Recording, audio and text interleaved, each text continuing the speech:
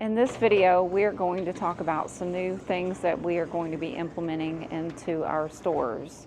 One of them being smart lockers, the second one being door strikes, and the third are garage doors that we've installed at all of our locations. When we are non-attendant, we can simply bring the door down, or if it's a holiday and we're open non-attendant, our things are secure behind the wall here. And this is the last store that we've implemented this in, so now we're on to the next step of putting our wonderful, beautiful smart lockers in. We're actually putting smart lockers in all of our locations, and before we do that, we have to put a mark for our electrician to run a line, a 120 volt line for each smart locker, and then we have to run for the internet so it could transmit within these smart lockers.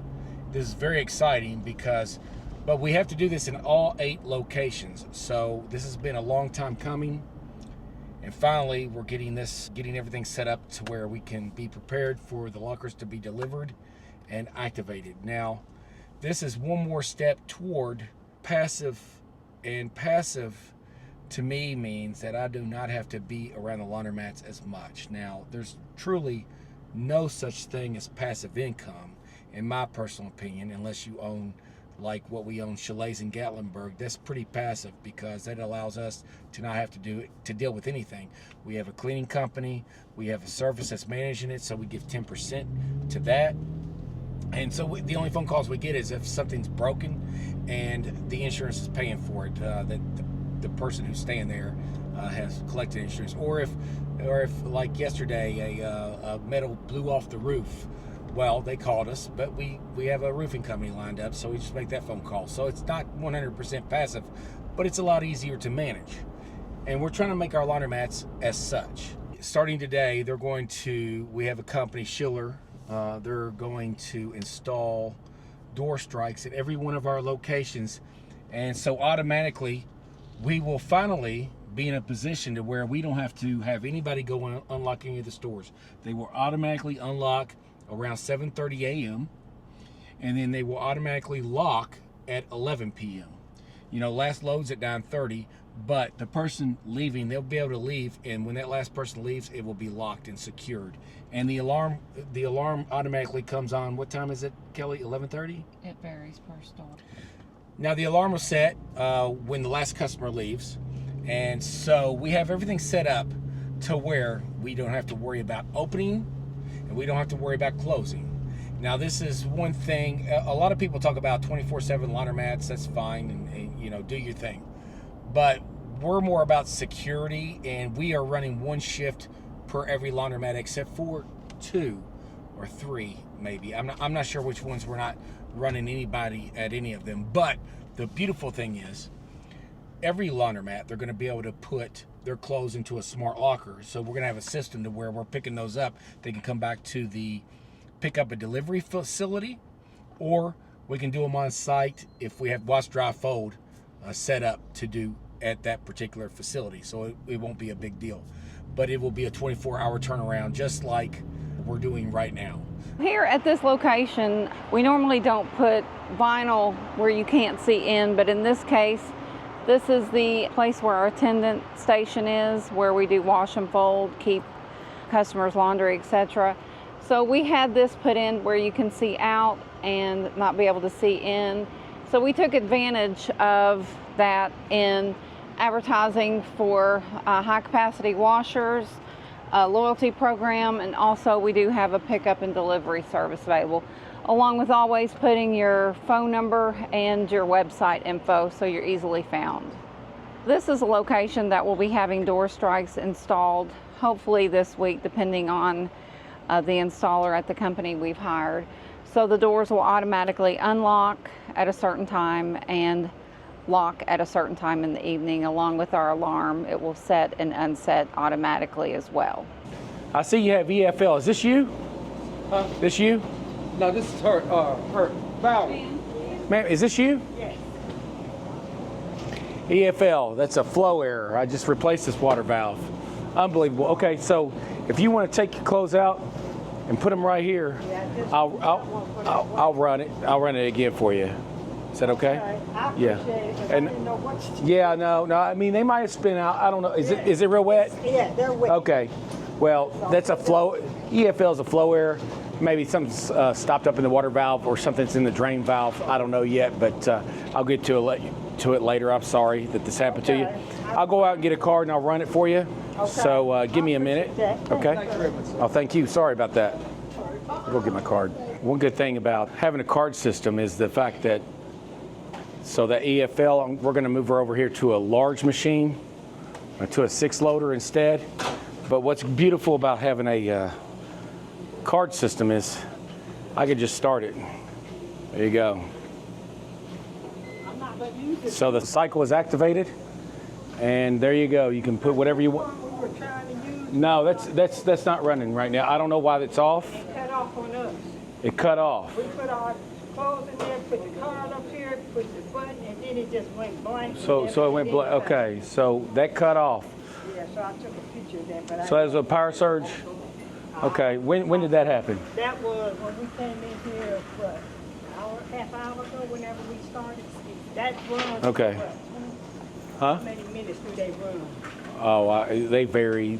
Half hour ago? or something? No, they don't run a half. They vary about We 24 came in minutes. here loaded it, this one and that one. I loaded 2 over there. Well, load this one. never started, and then that one did this. Okay, well that one's ready for you, and all you have to do is put your chemical in. You're good to go. Your detergent, that is. And this one's finished. Is this yours as well? That's someone else. Okay. All right. Now here's one problem that we have. When one machine breaks, EFL, they'll bring me to the front row. They saw that the machine's off. By the way, that machine's been off since last night. So, of course, they're just trying to get over on me. That's fine, and I'm okay with that. I'll run another machine, but what's going to happen when I leave here? Somebody else is going to say something else is broken. So it's a cumulative effect, and that's what people do. And I understand that that's human nature, but you can't ever let your emotions get the best of you. Here comes someone right now. May I help you, ma'am? Again. Been here like an hour, Uh-huh. and those clothes and that dryer's been set down. Uh-huh. I would like to use it. Which I dryer? don't know, right here, those two. Well, I don't think the person's here. so no one's been in here? No, sir. These two. They the big ones. Everybody likes Yeah, everybody likes the big dryers. Yeah. So clothes, these are someone's clothes, and you've been here how long? an hour. An hour. Yeah. Somebody came back in and restarted that because it was sitting there doing nothing. I didn't see who came and went. I but didn't see nobody. Then they started spinning again. That they both had the 150. Then that one went to 0 and that one. Yeah, Somebody came in here. No. This one is. They should. Can you give them about 10 minutes and see if they come? They don't come in 10 minutes. If you'll take 2 baskets, put the clothes in one basket, and then put these clothes in another basket, and set them here and here, or no, actually set them right here and here in front of the dryers, so they'll know when they come in, and then you can tell them, say, hey. And blame me. Management came in and moved the clothes because they wanted to use the washers. Because if you say yourself, then they take it to another level. I understand human nature, so always blame me, and then I'll take care of it from there. Okay, thank you. Thank you. Sorry about that. No problem. So one problem we have is we're trying to figure out where the lockers are going to go. Are they going to go at the end of the wall here, or do we want to start them here? They're going to be 6 feet wide. I like his hat. Justify Triple Crown winner. Heck yeah. Big on horse racing around here. We love it. Oh, that's right. Triple Crown. Yeah. I don't know if we're going to have one this year, but Cool boys, the best of the business. heck yeah. So then we were thinking about, and I believe Kelly's right, this would be the best spot for the lockers. Move this ATM or move this changer, come off 6 feet, then take the changer and put it here. So maybe we put the changer right here. You're right, Kelly. We'll put the changer there, then we'll just run the wires right through the wall. We have these to where it'll take cord or card, and most people love the card. So I'm not really emptying quarters, but once a month and a half, and it was just easier to leave it coin and didn't take the mechanisms out. So, but this is one hybrid store. I think we have 2 of them like this, but it's not a big deal. It's easy. It wasn't like when we were doing this before, I was constantly dumping quarters, 3 times a week, no less. And then the biggest part was that the coin boxes got completely full. The coin boxes got completely full, and they couldn't put another quarter in. That was the biggest problem. Those were major issues. Since we're here, I'm going to go ahead and clear these out. And what you do, you just take this collection card, clear it out, you wait, call registered, remove card. And then same thing here. And then I'll go back here and get the money out of the machine. And then so this starts over. We're in the back. I like it like that. I love the rear loaders because then nobody's in your way. And also when you have a secured locked door like this, you can keep a box of cards, a couple boxes back here, and you don't have to worry about it.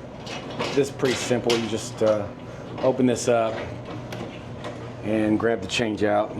And if you know anything about me, I'm constantly running around with rubber bands on my hand, on my wrist, because I'm always changing, getting the cash out of the acceptors, and I just take a rubber band and then I fold the money as so. And then you just close that one, lock that one up, that's good to go. And here we go, here's another one. And then this one, it's good to go. So that's cleared out. And the beautiful thing about this is that I don't have to come back here really for another week. Whereas, because it will, I mean, I can get about 4,000 to 5,000 on each side. I don't have to come back in here. Now, sometimes I do, but I don't have to. So basically what I do is in the system, it will tell me if I'm low on cards. It tells me exactly how much money is in there. And then if I feel like it's getting about too much, I'll come over here and get the money, or I'll send someone to come get the money. And the beautiful thing about this is, if you send someone to get the money, you know exactly how much money's in there. It's not like the change machines. You don't know exactly how much money's in there, so you can't really send somebody unless you totally trust them. And I don't even trust myself. Oh my gosh, I just now realized I have a solution. So we have a change machine at one of our other stores in the back we just took out that will fit into this hole, or might have to make a few adjustments. But we can put that change machine in the wall so it's not sticking out. Get rid of that one. Our problem solved lockers are there. And then Boom. everything's a rear loader in here, so Exactly. it's safe and secure. Exactly. Ah, you are. Kelly Very using her smart. brains. Very smart. Awesome. So trying to figure out where to put the lockers at this Reynolds Road location. The only difficult thing you're going to find when trying to find out where to put the lockers is if you didn't build the laundromat intending for lockers, then it could become a little difficult, or you might have to shorten the length of the lockers or how many you put in. So we have decided we were going to put them over here, but it would just block too much coming in and it would just be bulky. So we've decided we're going to come over here to this wall and probably put them somewhere under this TV, somewhere in this area here. You think, Kelly? So we need to go up 73 inches just to get an idea. Okay. So there's 72 right here. So that's not bad. So then we'll probably put the plug somewhere in here, bottom of the plug with the data cord. And then, so going across 6 feet. So we're not gonna lose any folding space. We'll just move this down a little bit. So 6 foot, here, this is 6 foot right here. So we could actually come all the way over here to this window, and you can move this folding table right over a little bit. Pretty simple. Well, now I need to go measure this other changer. You saw the changer at New Circle Road, and Kelly came up with a great idea. Thank you, Kelly. So hopefully this changer is going to be, I think it was 30 inches for that opening. Well, we can make it a little bit more, but if that works out, that's going to be perfect. When we decided to go all card here at Reynolds Road, this change machine is only what? It was maybe a year and a half old. And so we just put it back here. We never did really try to sell it. But here we go. Let's see the measurements. See if this is going to work. Wow, Kelly, you're onto something. So this is 29 inches. Perfect. 34. That is awesome, awesome, awesome. While I have you back here, look at this space that we have here.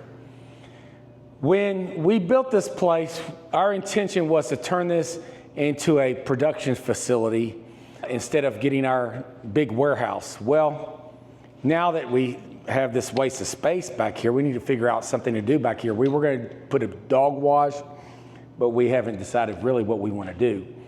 But with that being said, we have plenty of storage here. We could start storing linens, anything we want to store back here. It's big. And then we have 2 restrooms back here. I mean, it was just the perfect location just to have some type of production going on back here, but that didn't happen. Do you know why I have top loaders in the very back? Because I really don't want anybody to see them. Because I wish I really never even bought them. And I think I'm going to replace all these with 30-pound hard mounts, because these are a waste of money. Because people usually just way overstuff them, and then you'll have they'll be full of water, lid code, whatever you have. But these machines, if I could throw them in the river, make them boat anchors, I would. But I don't mean that with you, sir. I'm sure you like them. You talk about pet peeves. This is my biggest pet peeve. This set is not getting hot. Now, for the most part, I bet if I run this machine, I bet it gets hot. We've gone to full cycle drying, so I have to do 18 minutes. And we'll see what's going on here. I'll come back to this, walking over here, and I notice, I'm gonna tell you something. You wanna know my frustration? I'm gonna tell you my biggest frustration is inflow. How old is this laundromat, Kelly? 2.5 years. And when was our first inflow? 1 weekend. And all these keep on saying inflow. They've replaced all the water valves.